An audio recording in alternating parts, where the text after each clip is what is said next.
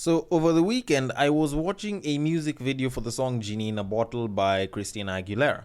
And I'm not gonna lie, in as much as that song was such a vibe back in the day, I don't get the logic in having a bunch of guys come over to see you just for them to all dance in unison with you. Like, it feels like one of those old Bollywood movies where even before they fight, they still have to dance.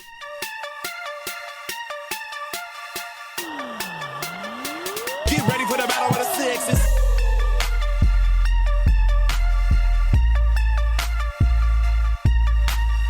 Like, that thing's always been a little bit weird for me. The way music videos, just back in the day, they tried to have a storyline. They tried to look like, there's a story around it and everything.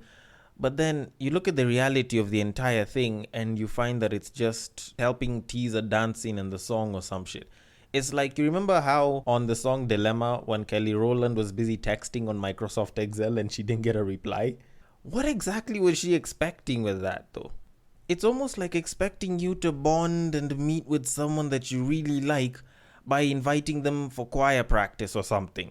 It doesn't sound like it's the best way to get someone in between the sheets or, just into their pants, if anything. Although now that I think about it, that's how a lot of SDA couples have started. But anyways, I should probably start the podcast because I don't know how I'd explain that. And we have an amazing show coming up. So, welcome to Break Time on West Side, your number one break time podcast, coming to you from Nairobi, Kenya. The man on the mic is a man who may not be allowed into any choirs, considering that the Pope said hallelujah to something that even he liked. He's a man whose favorite form of cardio happens to be running his mouth. It is none other than your tall, dark, and mildly handsome man, Sir Denver B. Battle of the Sexes episode 54 is with us.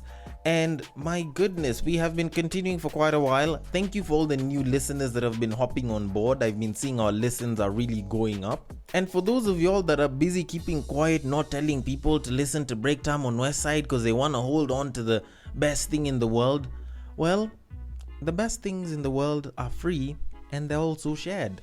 So do your part and share and tell people to listen to Break Time on West Side. Subscribe on each and every one of the apps that you use to listen to Break Time on West Side from.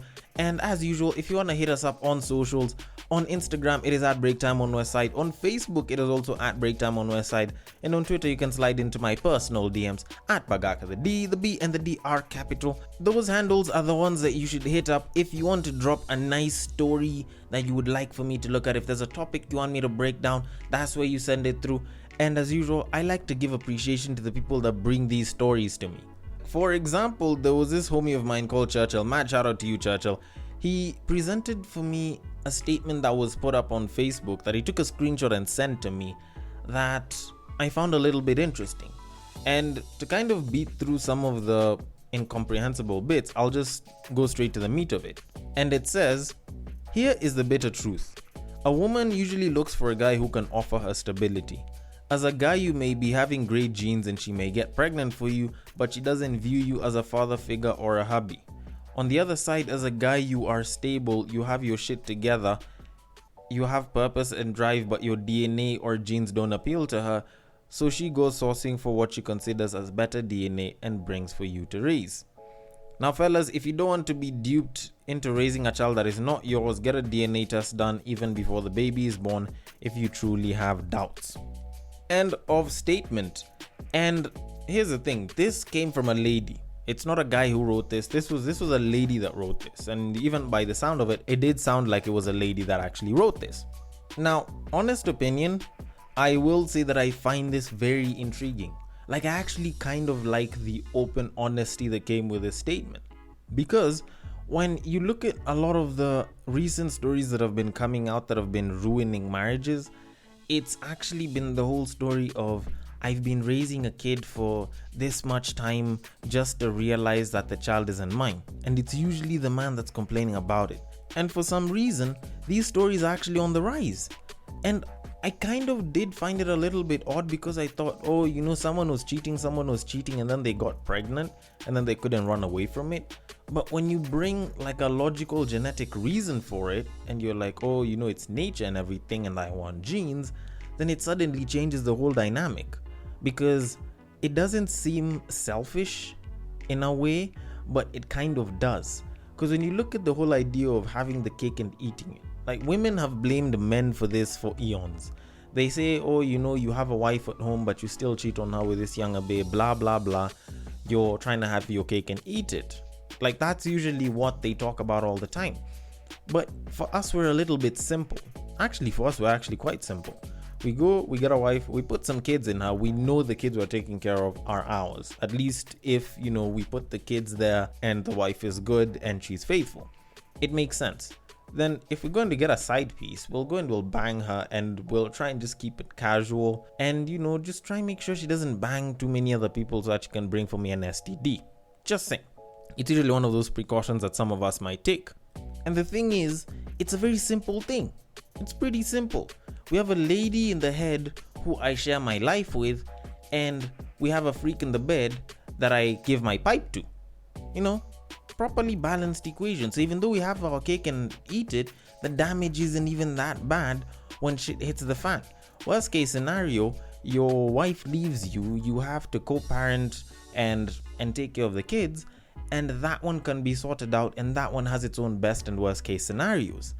But now you turn around and you look at the whole idea of women actually pulling the stunt that they're talking about here, where it's like you're getting a kid from another man and then having your hubby, your man, your partner supposedly take care of them. It becomes a hell of a lot worse, and the effects are super long term. Kind of goes back to that whole thing of selecting the best mate, where women will go for the one that's sort of tried and tested.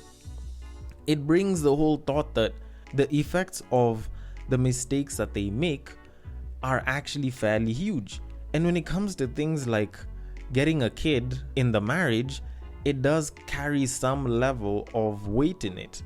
And it is kind of harsh, and I'm not gonna lie, it does kind of make the whole idea of us cheating on you with a side piece look like a bit of a white lie, because you've pretty much ripped apart a family at its very core. The child, the most innocent life that's there, is pretty much the reason why the marriage, the family might not even hold together. And I don't know, like I could say that men are selfish for what it is that they do, getting a side piece and all. But if a woman does this, goodness my, I don't know, like there's a certain kind of fear that you have for such a person that does that, because I don't even know whether to call it malicious or manipulative or exploitative or extortionist. Like I don't even know what to call it, because it's a very, very complicated situation to be in. The only thing I can probably say is we probably should discuss this topic a hell of a lot more.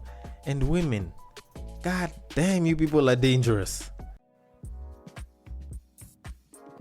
I know you're dying to continue the podcast you're currently listening to, but we have to interrupt your scheduled programming to bring you Sound Nation. We delve into music ranging from hip-hop to rumba, rock to bongo, and much more. We shall review new albums as well as fresh singles whilst paying homage to the sounds of the past. Find our episodes on Anchor, Apple Podcasts, Spotify, or any other podcast streaming platforms. But anyways, we'll discuss this a little bit more on a different podcast episode, because we have to move it on to our main topic of today. Now, last week when I was busy running my errands for the week, I was listening to radio at some point in time, and I happened to run across a very interesting question that was asked. Now, the question of the day happened to be regarding open relationships, and people are being asked, would you consider getting into an open relationship with your partner, and why? And I'm not gonna lie to you, after looking at the response online, after looking at the comments that people made and the responses that they were giving, and even listening to some of them, I have got to admit that I honestly feel sorry for people in open relationships, because they are super misunderstood, and people don't entirely get the whole idea of the open relationship. And the truth of the matter is, most people don't understand how an open relationship works, and their idea of what an open relationship is sort of like a free pass to cheat. It's like a free open pass from your partner that you can cheat. Because most people, they usually say this, usually just want to go and bang the next other person. And honestly, for me, I felt bad. So in my humble duty as a love, sex and relationships podcaster on a love, sex and relationships podcast, I figured I might as well teach y'all the idea of the open relationship, because it sounds like it's rocket science and a lot of people have a lot of things mixed up. So I might as well just come in and make a lot of things clear for you.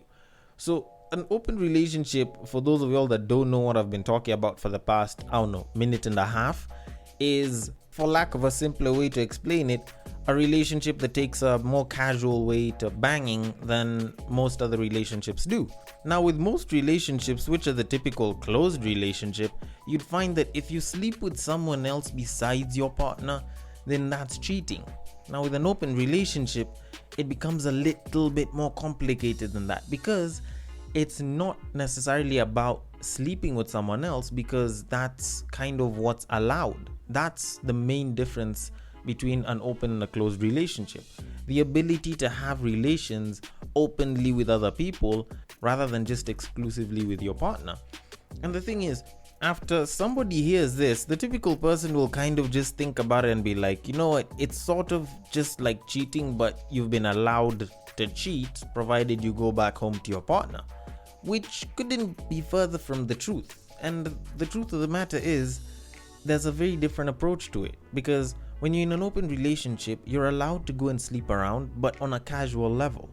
You're not supposed to be emotionally attached to the people that you sleep with, and you're supposed to, I don't know, for lack of a better word, keep the love with your partner. And the simplest way I can probably say this is, it's more or less like you're allowed to go and bang or fuck whoever it is that you want, but you're not supposed to make love with anyone else besides your partner. And in all honesty, that's where the main line between having an open relationship and having a free pass to cheat comes in. Because when you cheat, you have the open allowance to either have feelings for the other person or not have feelings for them.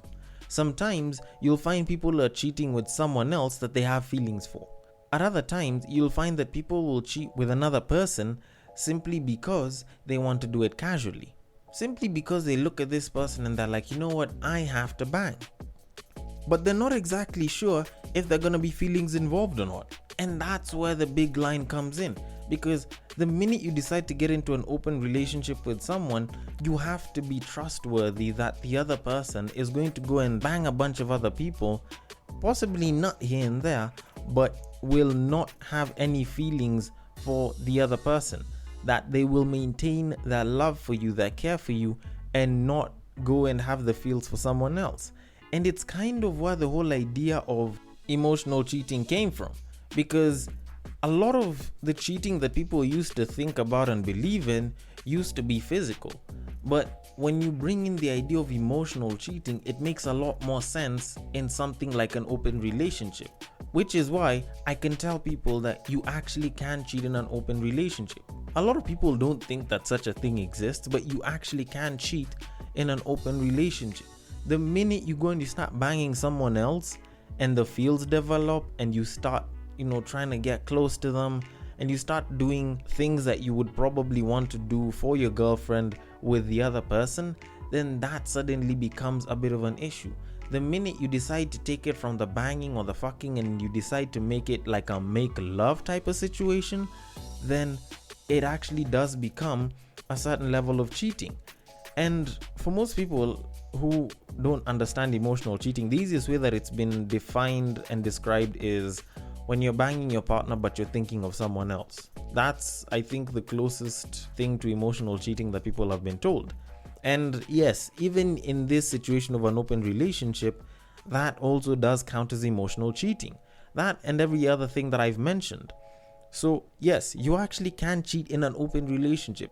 And yes, the problems and the pains that come with cheating will still be the same in an open relationship. There's gonna be a lack of trust. There's probably gonna be fights. Some things might be thrown around here and there, and someone is going to feel betrayed at the end of it. And worse still, in an open relationship, there's usually a lot of trust to go around. Which is why I'd say from the get-go, most people aren't built for open relationships. It's sort of the same way I have said for a bit of a while that most people aren't built for the whole phase. The idea of sleeping with someone else and not having some level of emotional attachment to it isn't very easy for the most of you, because yes, maybe one or two people that you'll go and you'll bang, you might not catch a feeling for. Maybe, just for some of you. But at some point, you're gonna start banging someone, and then it's gonna be more than just about the bang. You're gonna start caring about other things. And just like that, you will realize that, you know what, probably I shouldn't be hoeing with this one. Probably I shouldn't just be laying pipe. Maybe I should be doing a little bit more here and there. And just like that, it's no longer just casual. There's something else to it. There's something deeper that you've started ingraining into it. And just like that, you're no longer a hoe. You're no longer hoeing around. You're no longer the gigolo spending lots of dough and all of that. And that's because your ability to keep things casual has backfired.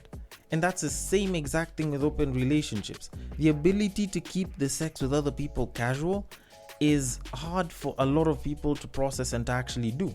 People don't know how to separate the idea of, I'm just banging this person, and you know what, I might actually be having a really good experience that I'd want to have with someone that I possibly care about and would want to be with. Most people don't know how to create that difference. And that's where the big issue with open relationships is.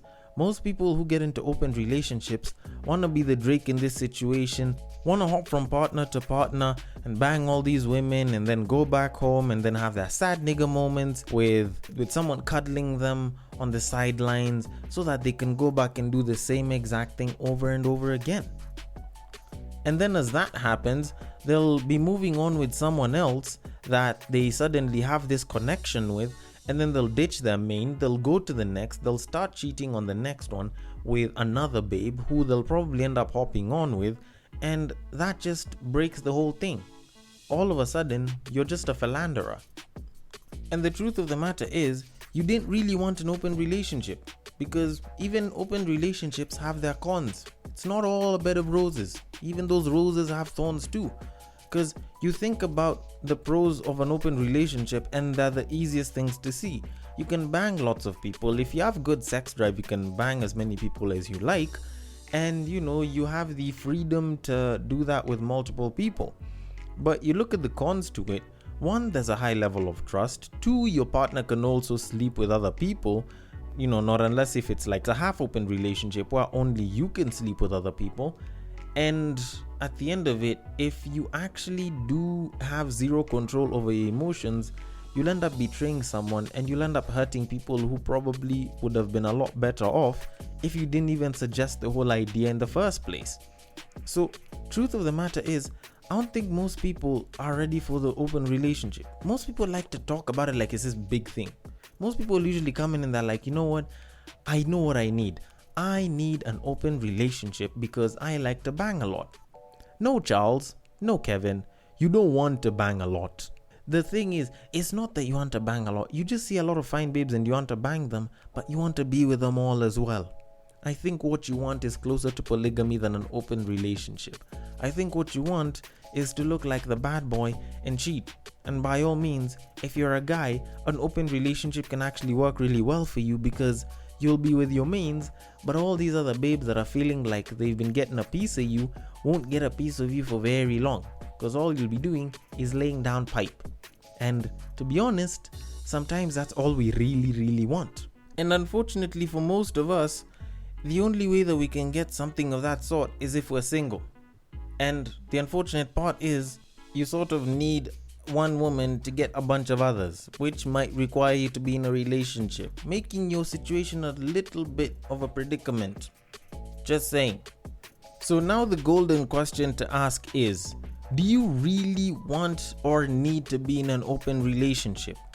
Well, truth of the matter is, it's entirely up to you.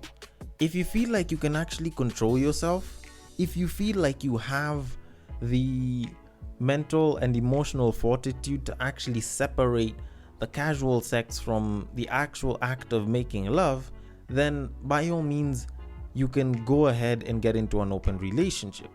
But the truth of the matter is, I don't think most of y'all are ready to be in something as complicated that's so heavy on trust as an open relationship. Because the truth of the matter is, there's a certain level of trust that it requires that most people aren't ready to actually put in.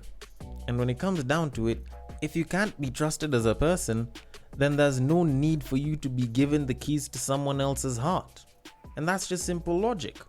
But anyways, I want to know your thoughts on this. Do you think that people are ready for open relationships? Do you think that you would be good in an open relationship or not? Or do you think that you're just someone that likes philandering around? The DMs are open. On Instagram, it is at Breaktime on Westside. On Facebook, it is at Breaktime on Westside. And on Twitter, you can slide into my personal DMs at Bagaka the D. You can leave your comments on Castbox as well if you listen through that app. And I will catch you guys on the next break. Take care.